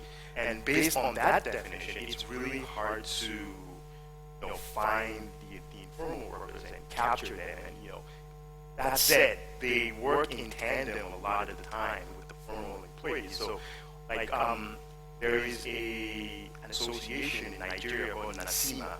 It's Nigerian Association for Chambers of Commerce, Agriculture, Manufacturing, and Industry. So they have, if you will, a sort of informal association with a lot of the informal guys in the clusters of informality. So based on their you know, contacts, that is what we're going to build on as far as finding the the informal workers. Now, as far as how to find these people, so in Nigeria we have 6 geopolitical zones. We have northeast, northwest, north central, south, southeast, and southwest. We're going to go to 2 states in all of the regions, and that is going to be the target population, if you will. And in Ghana, there are 4 ethnic zones, and it's much the same thing. We're going to pick 2 cities in all of the ethnic zones, and that's where we're going to find 2,000 people in Ghana and 4,000 people in Nigeria. So we have looked at 3 industries in all of the sectors based on what they contribute to GDP and what is the share of commercial and economic activity. So as far as natural resources, that would obviously be Nigeria, oil, and that would also be other industries that contribute a large portion to the population in the national account. And in Ghana, obviously, it's going to be mining as far as the natural resources. As far as services, ICT and telecommunications, those are some of the large contributors to the populations, if you will. Now, as far as how do we select the organization, it's totally random, but it's going to be based on the entry point, obviously, is the company, but the unit of analysis is the employee, excuse me. So we intend to, as far as Nigeria goes, focus on, so we have a database, like I mentioned, we're going to look into. We intend to contact as many as 500 companies, because we feel that's going to be robust and wide enough to get the total sample population. Now, as far as the informal respondents, we're going to be essentially looking for them wherever we can find them, because like I mentioned, it's not, we don't have a record of who they are and how they go about that. Now, this is the strategy for sampling the survey. So it's based on a 50-50 composition, 50 for services and 50% for natural resources. And like I mentioned, there's 3 industrial distribution focus. Now, despite, because of the fact that the formal sector is much more capturable, we're going to mostly focus on the registered companies, on the CAC and the Ghanaian equivalent. And as far as the gender composition, so we kind of have the back and forth about this. Are we going to strictly focus on the 50-50? So you go to a firm, if they say they have 10 employees, it's going to be 5 men, 5 women. But we thought that that might be problematic, and instead our workload would be richer if we decided to capture whatever we find. So let's say we go to a company. There's, like I said, 10 employees. It's 8 men and 2 women. So we divide the how many people we're going to interview based on their tiers. So non-management, middle management, and upper level management. If there are no women in all of the categories, then we interview whoever we find and let that tell its own story. So as I mentioned, these are the component parts of the industries in Nigeria and Ghana. For services, it's in Nigeria, it's financial services, it's ICT, it's hospitality, and commodity. By the way, that was a real surprise as far as our findings. And for natural resources, it's petroleum, it's mining, it's dredging, quarrying, and other minerals. And for Ghana, it's financial services, ICT, hospitality as well. So it's kind of it's the same picture in Ghana as far as services. And for natural resources, it's mining, gold, crude petroleum, and dredging. Like I mentioned, both countries have a large informal sector, and that is essentially going to be reflected in all of the different industrial parts. Now, what is the policy relevance, the uptake, if you will? I think it's very important to mention the fact that earlier this year, the Nigerian Senate considered a gender and equal opportunities bill. It failed. So what is this bill? It basically codifies the already existing constitutional ground protection for equal opportunities as far as women are concerned. But a lot of people felt that should be codified. That didn't quite work out, but I think this plays very well into the sort of motivation as far as our project is concerned. That what is going to drive, the thrust of public policy as far as gender is concerned. Obviously, the workplace is a very, very good place to start because that's concerned with, pocketbook issues, people's money, where they work, do they like where they work, their options, the choices. These are the things that make up empowerment, whether it's financially or the ability to make a decision. So that is what drives what we're doing, trying to close that gender gap and trying to get to a point where men and women, because we got to understand that it's not, gender is not a substitute for women. This affects all of us. And, there's a lot of empirical research pointing that the more empowered women are, especially in developing countries where, it's not nearly as, for one thing, the formal sector is not nearly as developed. So what happens in the informal sector is really, really important. If we can get to a point where, the choices are not as binary as open, a mom and pop, or don't work at all. We want people to have the ability to make whatever choices they want to, and that's essentially what we're trying to do. So the plan is to have a stakeholder analysis to keep in touch with people in public policy. So this is people in the Senate, in the executive branch, the presidency, on the state level, on the local government level, international organizations, and hopefully it takes on a international dimension. This could be a case study, if you will. Now, lastly, I guess I will talk about the fact that in the last Nigerian presidency under President Jonathan, there was a kind of affirmative action set up where women got 35% of federal cabinet spots, but it has not been followed up. Next government, it was not even followed up on the state level. So this is essentially what I'm trying to tap into. Are we going to have a framework where the consideration of gender, women empowerment, and gender equality, is it going to have an actual framework? Is it going to have a sort of agnostic approach? So that's essentially our project.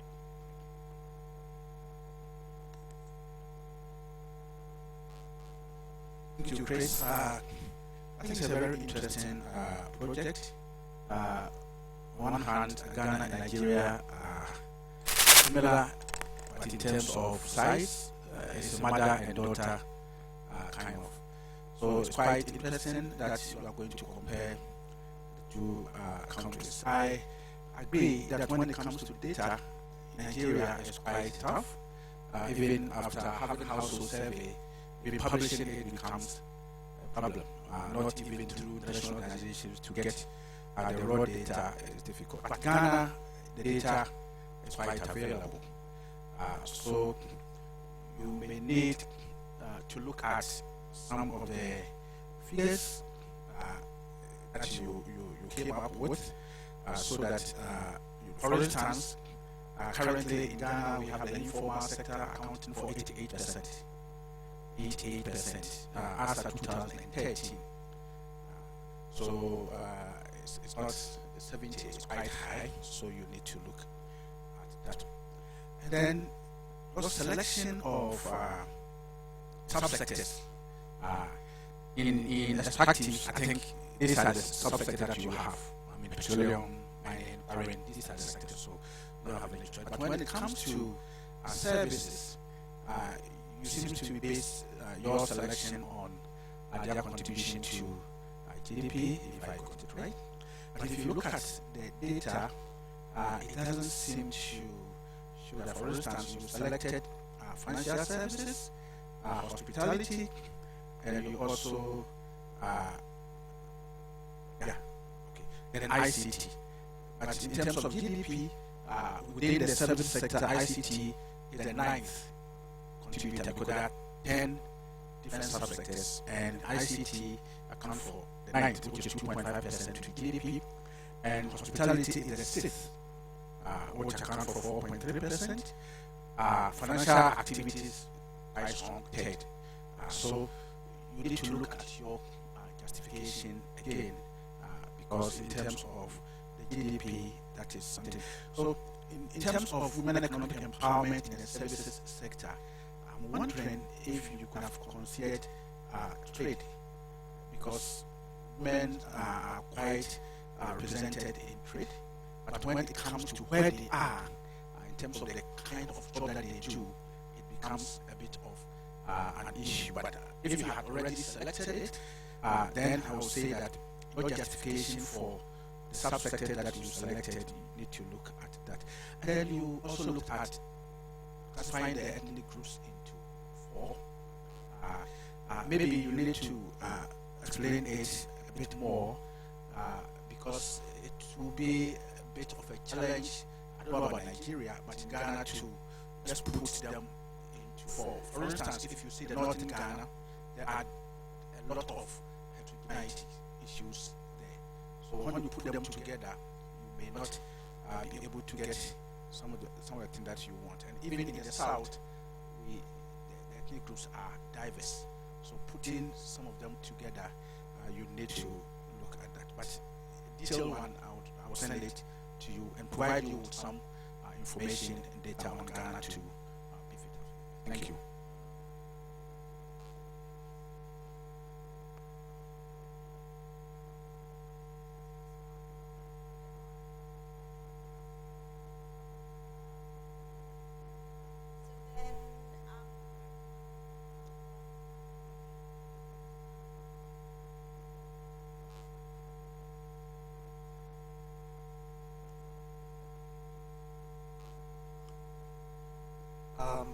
Shrikant, Center for Budget and Policy Studies. I'm merely correcting from my experience of doing a similar study of gender in women employees in IT sector, especially in Bangalore, India.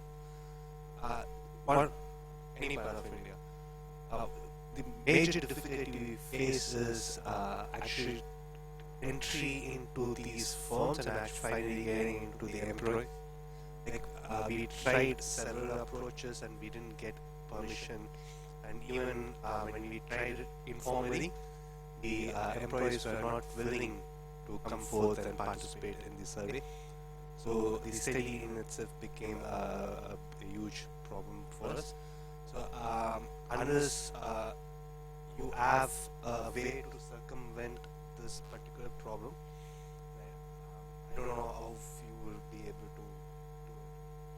See, we tried, and we were also interviewing both men and women, and we tried really approaching, and we had good connections, senior, big companies, known companies, CEO level, and yet the boards actually did not give permission for such a study, which was going into issues of care work, gender relations, violence, issues of empowerment, being like workspace. And outside, we were looking at actually public space, workspace, and individual space. We didn't get permission from a single company, and we then actually went to the net, like internet, web-based survey.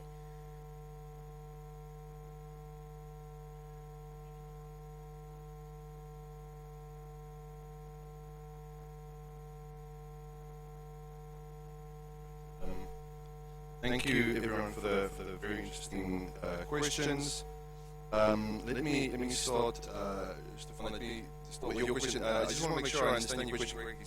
So your point is that given that information empowers women, is that because when firms receive information, they upwardly adjust their expected, their belief about the expected productivity of women, or do firms not care about this and they give wage offers based on options, and if women are exploitable, then they'll offer lower wages, and information makes them less exploitable. Is that are those the two channels?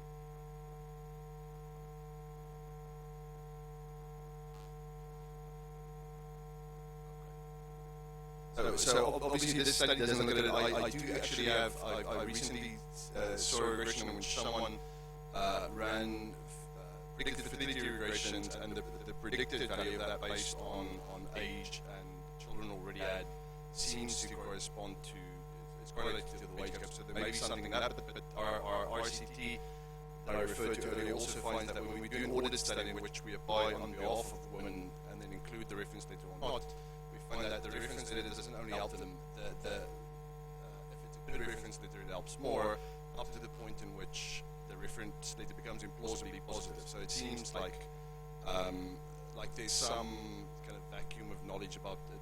In our study, it seems that particularly soft skills, which firms may be kind of have overly negative beliefs about women, but that's rather speculative. Martha, your question about transitions between survivors, the lower and the upper tier and formal sector, so there's surprisingly few of those transitions in the data. We do have those transition matrices, and that's something that very rarely occurs. It's much more likely for someone who's in the lower tier to transition back into unemployment or economic inactivity, and there's more churning between the upper tier and the formal sector. So that's certainly another reason to be concerned about this. Yeah, so using the time use survey, I mean, we would love to do that. Unfortunately, the time use survey doesn't have a panel component. It's quite small, and it doesn't have a lot of variables, the kind of variables that we use to identify what people do. So, I mean, we'll look into that, but I'm a little disappointed in kind of what we've been able to extract from the time use survey. And then, Janneke, about the... sorry, I don't think I explained this very well. So with the clustering analysis, we include the formal sector workers exactly because we want to use the formal sector workers to identify the upper tier based on this description of the formal sector as, or the upper tier as, individuals who almost do work that's kind of like formal sector work, and in firms that almost could have been formal sector firms, but they're not registered for that. So the guys who do things and work for firms that are like formal sector workers but aren't in the formal sector, those are the upper tier workers. So that's why we do that.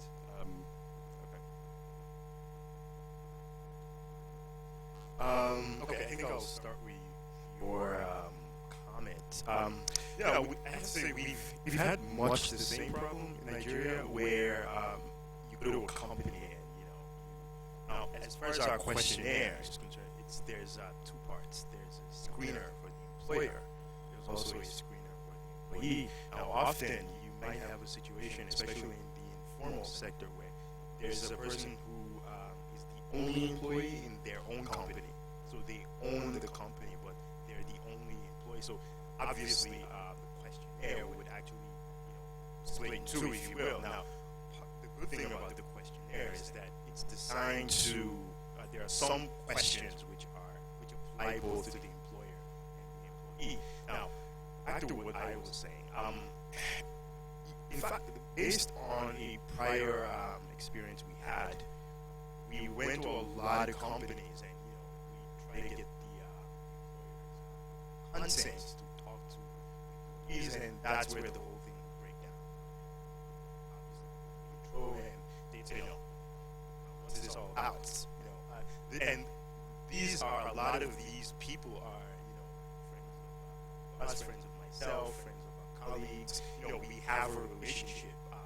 In fact, the Federal Minister for Budget is a friend of my boss. And we have a very good professional and personal relationship, but everything breaks down as far as it gets professional. So you go somewhere and, what's this all about? Oh, it's a survey, it's a questionnaire, it's a survey. We'd like to talk to employees about X, Y, Z, and get anything. So that's going to be a challenge. That's something we're quite work on. Now, to your comments as well, I think they're very helpful. I think we will take the suggestions on board. I suppose I should point out that a lot of our data, as far as Ghana is concerned, comes from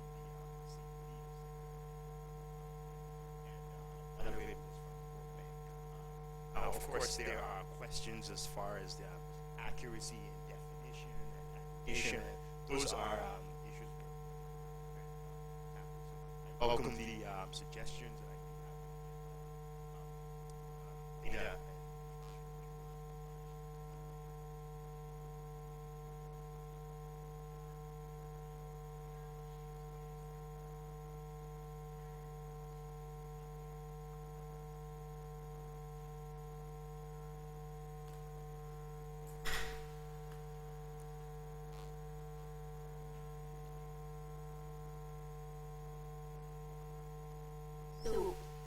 This project is part of a 15-year-old collaborative work between my colleagues at University of Maryland and at National Council of Applied Economic Research in New Delhi. And I actually hold a joint appointment at both of these institutions. The public works programs that I'm going to talk about, the picture kind of shows you the kind of work that people do. You can't see it very well, but this is in Rajasthan, and we actually ditch on the side of the road.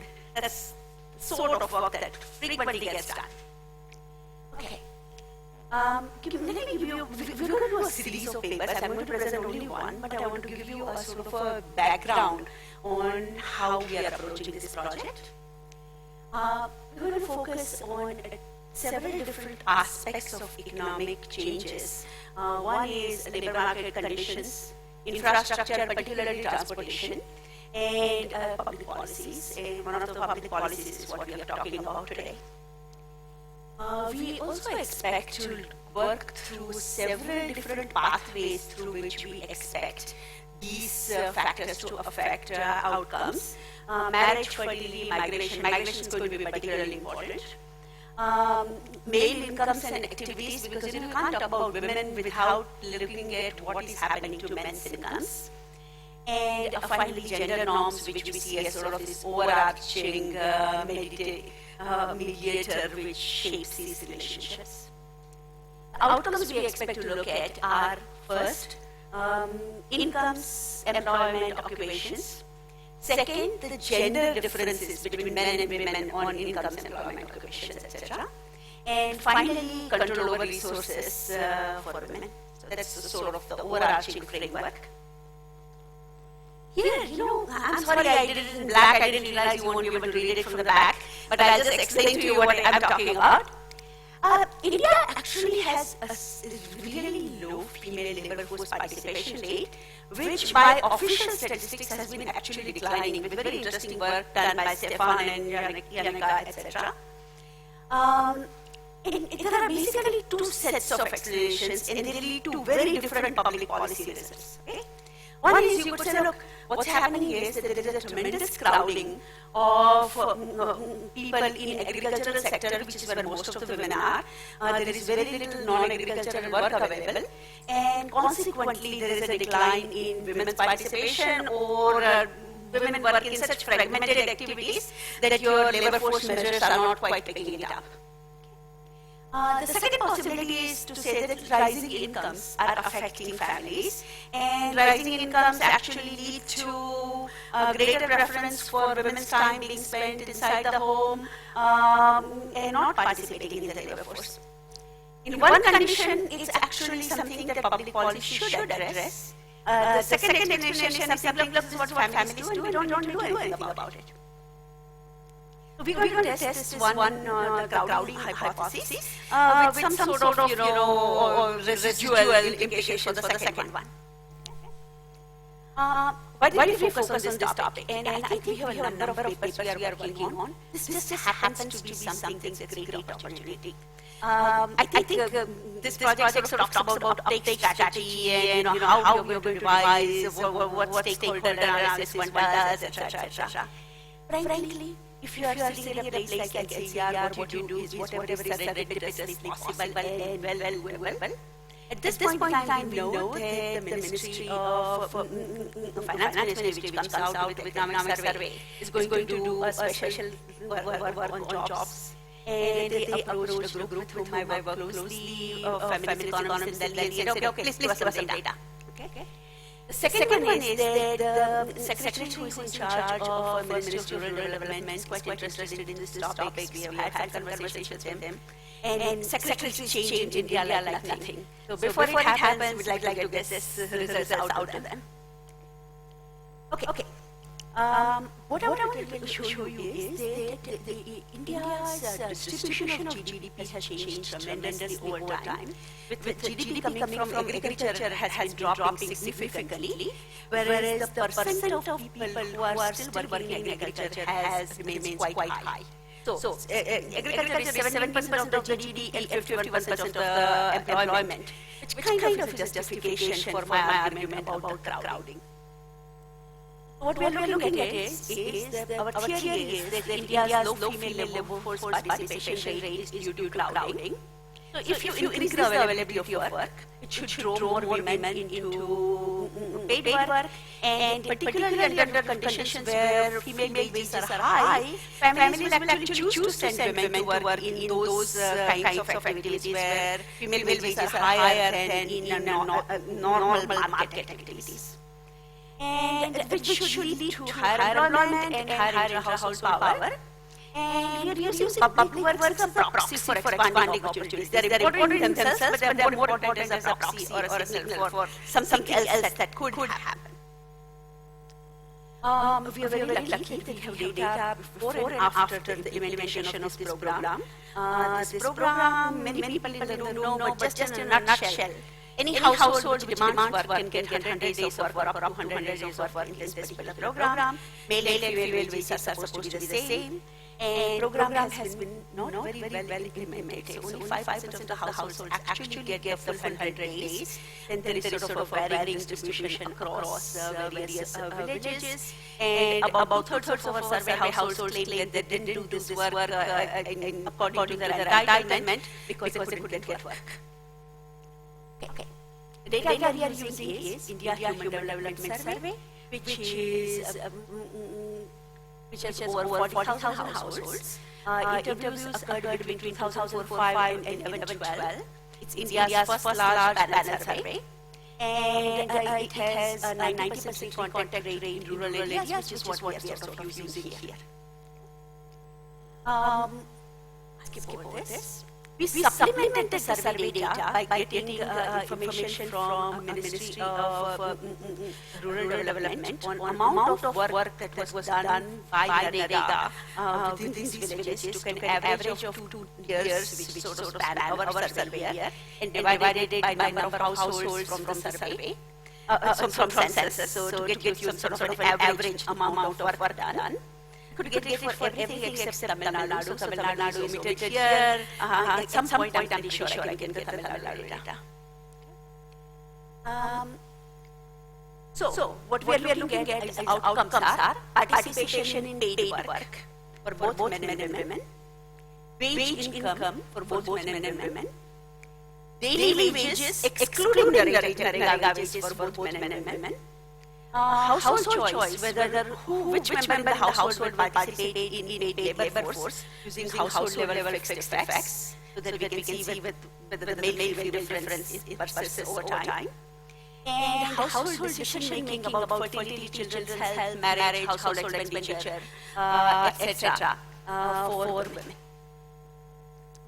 Statistical model is models with individual level controls for caste, religion, education, family size, age, land ownership, etc. Village and state level random effects. And for household choices, we did a household level fixed effects model. So here are the. Okay. Why did we focus in paid work? And can we think that paid work is actually something to focus on? In our other work, we are also looking at work in family farms and in business. But in this paper, we only focused on paid work because we think it kind of makes sense in this particular context, in this particular discussion. But I would love to give you feedback on whether we should expand it to include other categories. Okay, the results. This is the most important slide. I'll take some time over it. Participation in wage work. For men, there is no effect. For women, with increasing number of days of NREGA, between round 1 and 2, there is a positive and significant effect. All effects are statistically significant. All differences between men and women are tested in fully interactive models, and they are either significant or not, and I'll point it out. So the effect for women is positive, for men there is none, and male-female differences are significant. Total wage income For men, there is no effect. For women, there is a positive effect. And male differences are significant. For non-Narega children, this is very important because there is a lot of opposition to Narega work in India because there is an idea that farmers are being squeezed out, their laborers are charging too much money. Okay? And what we see is there is a positive effect for men, there is no effect for women. Frankly, there is just so much underemployment for women. Okay? That giving few days of work is really making no difference for women's wages is the argument we would like to pose. So most of the total income effect that happens for women is really just by having extra days of work. Households, whether they choose women to participate in wage work, and we are looking at between the two time periods interacted with availability of Narega, women are still less likely to participate in wage work than men, but the getting coefficient becomes smaller, so there is sort of a more likely participation of choice of women as Narega workers. Which makes sense, if there is a women and men are making the same wages, and men actually have a higher market wage, it's much more efficient for families to send women to participate in Narega work than to have it given to men, assuming men can find something else. And the household decision-making, which we didn't get to see, has a positive effect. Okay. First thing you're going to ask me, is there endogeneity here? Of course there is endogeneity. Okay? It is a demand-driven program. If there is more demand, then there is more likelihood of a program implementation. But isn't that the point? The point is really that there is an unmet demand for work among women. Okay? And that provision of this work actually allows them to fulfill that demand. So endogeneity is certainly there, but it actually serves a substantive purpose here. Future, where we are going next. To be honest, I think Narega is a very interesting program. If implemented well, we will do a lot of good. Okay? But to be honest, you can't rely on government to provide long-term work forever and ever, right? So the issue here is to compare what does the availability of NREGA does as against some of the other changes that are taking place. This is my last slide. As against what are some of the other changes that are taking place. For example, food transportation have an impact, and yes, it's actually one of my early results seem to show that having not just the bus in the village, but a more frequent bus actually seems to have an impact on women's labor force participation in work. We didn't do it here, but we will intend to do it, is to interact this with local gender context, such as to what extent women's physical mobility is allowed, not allowed, frequent, what extent kinship patterns are such that women marry only within this village versus they marry somewhere else. And we also intend to interact with social background, caste, religion, upper, lower, social class, etc. So I think that's it.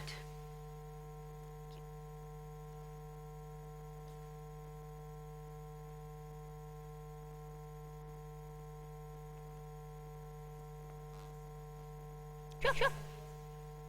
Well, I'm going to discuss the paper. So of course, my first comment was about the endogeneity of the Narega measure. But let me start by saying that I think it's a very interesting paper, and especially because there is quite a bit of work focusing on the Maharashtra earlier phase of the program, and you are comparing your results to some of those, particularly on the sort of general equilibrium wage effect. So I think that comparison is very useful. But on the specification, so as you just explained, you say the endogeneity of your Narega measure, which is the number of days provided per head in the village, it's probably partly driven by the demand for jobs. And you say it's not problematic because we want to see exactly whether it's demand for a job that drives increased participation of women. But in this case, I'm wondering then what's your counterfactual? Are you estimating the effect of high demand and comparing it to a situation where there's low demand for jobs, or are you comparing villages with well-functioning public works programs villages with ill-functioning programs. So I would encourage you to sort of tease out a little bit more what you can actually say about the causal effects of a greater provision of jobs for poor women and men. I also didn't see any discussion of why you prefer to work with random effects. I know it's a bit of an economist, sociologist discussion, but I mean, you could easily, because you have individual level panel data, you could easily check whether just including individual fixed effects, which would give you a more pure diff kind of estimation, would give you similar results. So I would be very interested in seeing those. And then in the paper you spent quite a bit of time comparing the IIAS employment measures to those from the NSS employment and unemployment data. And in the NSS, there's a minimum number of days thresholds before counting somebody as employed, whereas the IIAS includes activities regardless of the numbers of days. And I do wonder to what extent an activity, if you carry this out for 2 days over a given period, a month or a year, to what extent should we count that as employment? Particularly because you show that the participation rates between the two waves of the IIAS, so the participation rates of women increased, but the total hours worked declined. So something is going on there that's probably very relevant to study if you're thinking about empowerment more broadly. And so I read the paper without the results for decision making, and I was wondering whether you should also look at those outcomes, but I'm glad that you have. And a final point is that you, in your discussion, you write that ultimately you aim to understand why women's labor force participation in India has declined. And you conclude that NREGA results show that if you offer opportunities for men and women where they get paid equally, that draws women into the labor force. So what's an important component of the explanation of declining labor force participation of women is that they don't have opportunities where they get paid equal to men. And I'm wondering about other aspects of NREGA that you don't discuss that much, but it's also about the location of the work being available, maybe the social acceptability, etc. Well, I would like to discuss that a little bit more as well.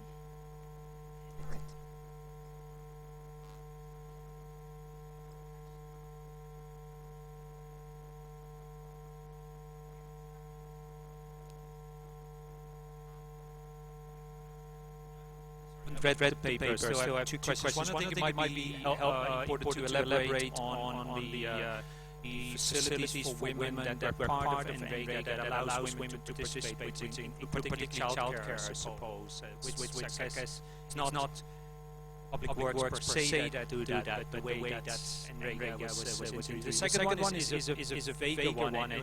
I think the point Janik just made, the comparison with IIAS, this is a very particular public works scheme. The classic public works scheme did not do what NREGA did. It is labor in a time that no labor is available, and very importantly, wages should be below market wage rates, so as not to disturb the labor market. Now, NREGA is now interpreted as almost like a labor market policy, exactly a sessional labor, but it was never, permanent guarantees were never to do. And you did make a comment about how sustainable this is, and the big question, of course, will be, suppose that it's not sustained, I hope it will be sustained, but suppose it's not sustained, whether any of those positive effects will actually be maintained, or whether you fall straight back into the old equilibrium.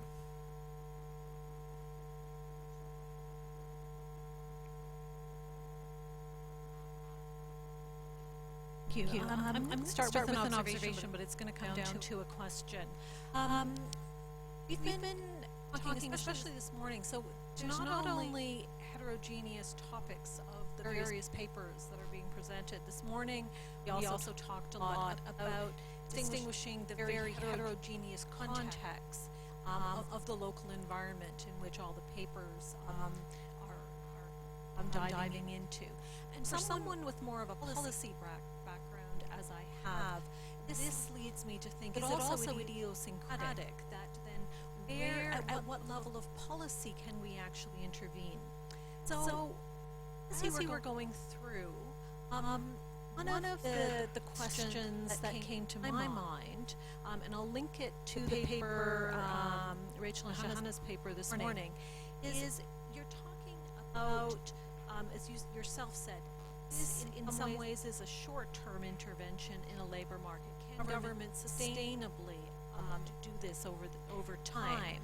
And so here we have a short-term intervention that's changing both participation, but you're saying positive effects on decision-making.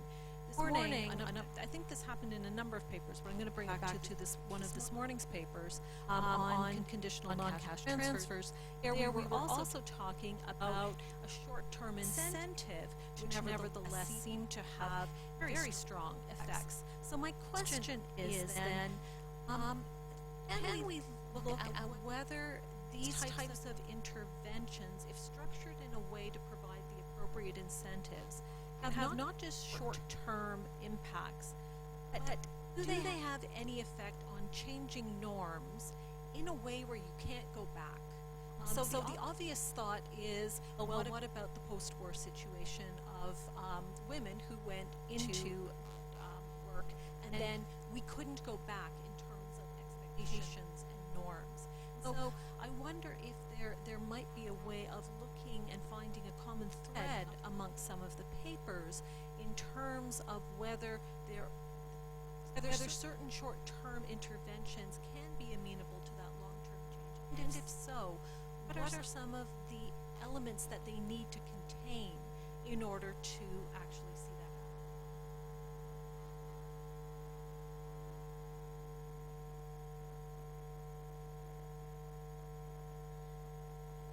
Sure.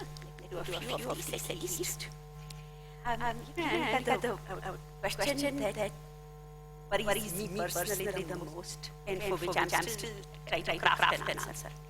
Look, number of days of Narega, which we use as our great predictor very well, contains two elements. One is it is a function of is the program well functioning, okay? And the second is there a demand. What I'd like to argue is that I think that is going to be difficult to sort out. Okay? All we can say is that a program that is functioning and is demand-driven, okay, seems to be making changes to increase people's participation. What it implies is that there is scope for increasing participation given the changes in labor market conditions, however it is brought about. Okay. Either it's brought about in response to a demand, or it's brought about because there was some exogenously imposed change. Okay. But it is creating some sort of an increased labor supply response, which means that there was a scope for it. I don't say that provision of Narega really going to change anybody's mindset as such, as much as there is work available. But I don't think any statistical trick that anybody uses is going to sort that piece out. And I think it would be an unreasonable expectation to be able to sort it out, given the problem that we started with, which was really an argument that, people are not working, they don't want to work. Okay? Because incomes are going up. Everything else, I'll sort of skip on yours for the moment and respond to Aryan, which is that facilities in childcare. I am trying to actually figure out how much childcare is available on Narega work sites, and I have visited a lot of work sites, and frankly, there isn't a whole lot. So I think that much as I wish I could get down and see if the availability of childcare makes a difference, I don't think in spite of being in legislation, it just is there. Now, the question that is really most interesting is what if this effect cannot be sustained, right? And what are the long-term changes that can occur? One of the things that we have been trying to do is actually, it's a different paper and I didn't present it here, just pulled out a bit of results for Yanaka, was that we look at villages which have Narega going on, but index women does work in Narega. Okay? So it's a spillover effect that we are trying to look at. Okay? And spillover effects are large. Okay? And so in some sense what happens is that once you start having a structure in which women start working, okay, perhaps these are normative changes that could be sustained. So what we would love to be able to do is go back to these villages, 3, 4, 5 years down the line and see what happens regardless of their continuation of program. And since I'm being shown 0 minutes, I shall stop at this point.